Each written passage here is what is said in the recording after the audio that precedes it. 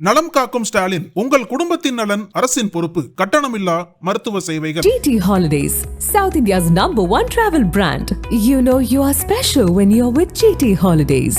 பழைய நகையை கொடுத்து White 11 monthsல அதே அடைக்கு புது நகையை எடுத்துக்கோங்க. எக்ஸ்ட்ராவா ₹1 தர வேண்டாம். Magic old gold exchange. தமிழக காவல்துறையில் சட்டம் ஒழுங்கு டிஜிபியாக சங்கர் ஜிவால் கடந்த 2023ஆம் ஆண்டு ஜூன் மாதம் 30ஆம் தேதி பதவியேற்றார்.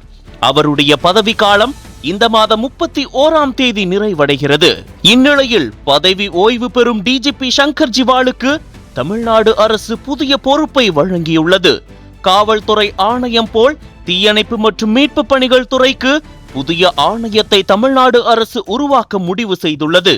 அதன்படி செப்டம்பர் 1ஆம் தேதி முதல் தீயணைப்பு ஆணையம் அமலுக்கு வருவதால் அதன் தலைவராக IPS அதிகாரி சங்கர் ஜிவால் நியமிக்கப்பட்டுள்ளதாக தெரிவித்துள்ளது.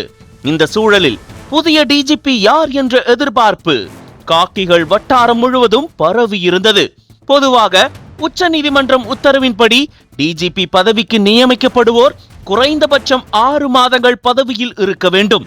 ஏற்கனவே பணியில் உள்ள டிஜிபி ஓய்வு பெறுவதற்கு 3 மாதங்களுக்கு முன்னரே தகுதி வாய்ந்த 10 மூத்த IPS அதிகாரிகளின் பட்டியலை மாநில அரசு மத்திய அரசுக்கு அனுப்பி வைக்க வேண்டும்.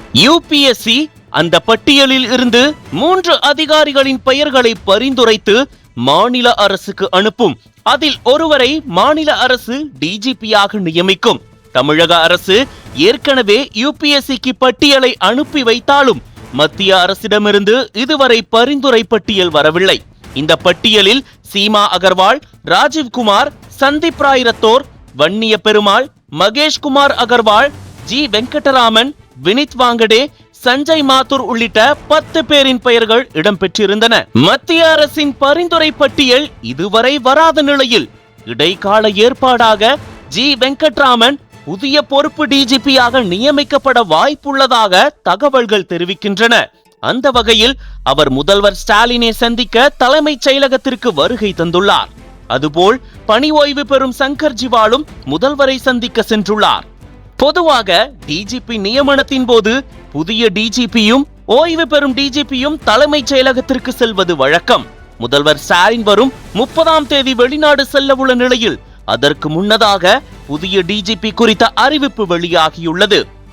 தமிழகத்தில் சட்டம் ஒழுங்கு நிலை குறித்து எதிர்க்கட்சிகள் விமர்சித்து வரும் நிலையில் புதிய டிஜிபி நியமனம் என்பது முக்கியத்துவம் வாய்ந்ததாக பார்க்கப்படுகிறது.